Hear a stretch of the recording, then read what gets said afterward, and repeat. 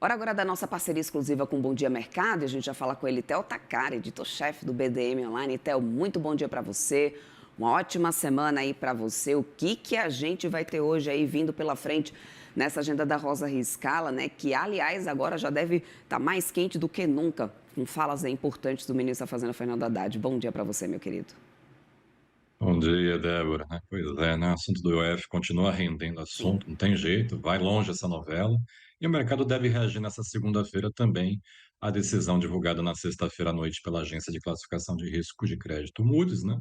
De reafirmar o rating soberano do Brasil em BA1, mas alterou a perspectiva da nota, né? De positiva para estável, o que reduz as chances aí de o país conseguir elevar a nota e reconquistar o grau de investimento ainda durante o governo Lula, né? A notícia veio no meio dessa crise do IOF, que ajudou aí a aumentar a incerteza fiscal diante do conflito entre governo e Congresso, né? A Moody's argumentou que a alteração reflete aí uma redução dos riscos de crédito positivos diante de uma deterioração acentuada da capacidade de pagamento da dívida.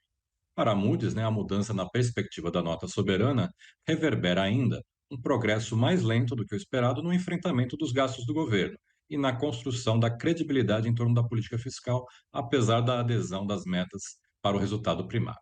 Segundo a agência, a solidez de crédito do Brasil é contrabalançada por uma dívida elevada e crescente, pagamentos de juros elevados e uma estrutura de gastos rígida, que limita aí a capacidade do governo de responder a choques. De um lado, a agência reconhece os esforços, como o teto para o crescimento do salário mínimo de 2,5% ao ano acima da inflação, mas do outro defende reformas mais profundas para desacelerar o gasto e controlar as expectativas de inflação e seus efeitos sobre os juros, né? A Moody's diz que a Selic em alta piorou a projeção de endividamento do governo brasileiro, que agora vai estabilizar em 88% do PIB e não mais em 82%. A agência também exime aí o Banco Central, né, de responsabilidade, né, citando aí a questão da Selic, né, desculpe, porque o aumento da inflação, na verdade, está sendo sustentado pelo forte crescimento em função aí dos estímulos do governo, né. O pior é que não dá nem para dizer que ninguém estava esperando essa história, Débora, né, porque a Moody's já havia alertado o governo anteriormente sobre a necessidade de cortar gastos e fazer medidas estruturantes aí para reforçar a credibilidade do arcabouço fiscal, né, Débora? Segundo o ministro da Fazenda disse agora há pouco, ele também prefere medidas estruturais, diz que o Congresso também tem demonstrado aí, os presidentes, né, das duas casas têm demonstrado também interesse em discutir medidas que sejam estruturais e não ficar de decreto em decreto. Vamos ver o que vem pela frente aí, então, durante Falta essas... fazer. Falta só fazer. Vamos ver, então, o que a gente vai ter de discussões nessa semana, né, vindo de Brasília. E, Theo, também lá fora, a gente tem Donald Trump causando aí nesse finalzinho da sexta-feira, mercado já fechado, tarifas duplicando do aço e do alumínio, e isso deve pesar bastante no mercado, né? Pois é, né? Trump sempre causando. Anunciou na sexta-feira à noite, durante um discurso lá na fábrica da US Steel, que vai dobrar as tarifas de aço e alumínio, né, dos atuais 25% para 50%, já a partir de quarta-feira que vem agora. Lembrando que o mercado já estava descontente com ele, né, após ter subido o tom e voltado a ameaçar a China, né, com as tarifas, depois de acusar os chineses de terem violado aquela trégua combinada no início de maio, durante uma reunião que aconteceu lá na Suíça. A China divulgou um comunicado na noite de ontem, né, dizendo que, rebatendo as acusações do Trump, né, acusando inclusive os americanos de terem violado esse pacto selado em Genebra no mês passado e ainda prometeu aí defender os seus interesses, né. Numa entrevista ontem à noite, o secretário do Tesouro americano, Scott Bessent, procurou aí botar panos quentes nessa briga e disse estar confiante de que quando Trump e o presidente Xi Jinping conversarem por telefone, o que segundo ele deve acontecer em breve, tudo isso vai ser esclarecido, né? Vale a Uhum. gente destacar que o Trump voltou, né, aos ataques desde que virou um meme lá em Wall Street na semana passada, né?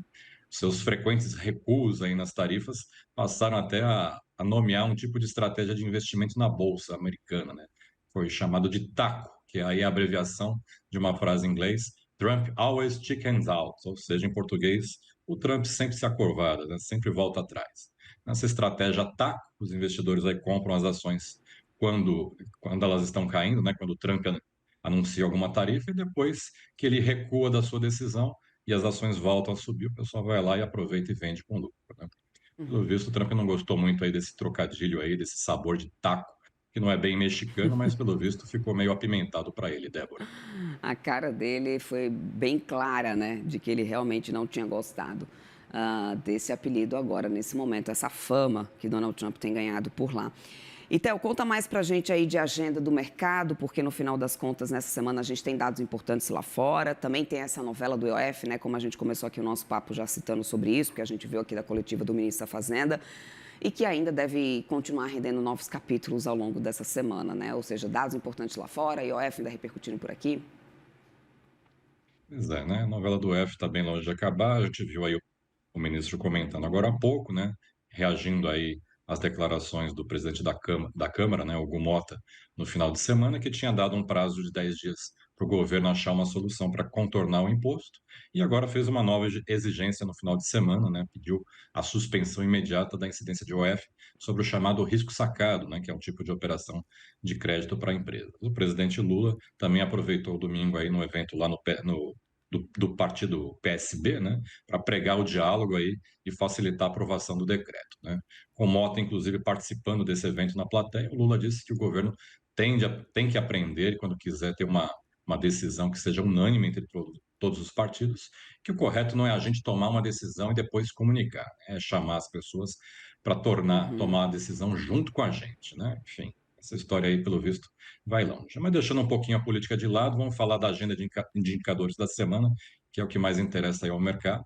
Hoje, lá fora, temos os índices de atividade industrial, né, os chamados PMIs, relativos ao mês de maio, da Alemanha, da zona do euro, do Reino Unido e dos Estados Unidos. Toda essa turma sai às 10h45 da manhã, pelo horário de Brasília. Logo depois sai o indicador de atividade medido pelo ISM, lá nos Estados Unidos, às 11 da manhã, e na China tem o PMI medido pelo Caixin, que sai às 10h45 da noite. Também hoje temos a presidente do Banco Central Europeu, a Christine Lagarde, discursando num evento à 1h30 da tarde, e o presidente do Fed, né, o Banco Central Americano, Jerome Powell, fala às 2 da tarde. Ao longo da semana, temos aí vários indicadores de emprego saindo lá nos Estados Unidos. A série de dados começa com o relatório JOLTS amanhã, depois a gente tem a pesquisa ADP na quinta-feira, e na sexta-feira tem o payroll, né, o dado mais aguardado aí, o principal dado de emprego que o Fed costuma olhar. E também por lá ainda tem o relatório do livro bege na quarta-feira.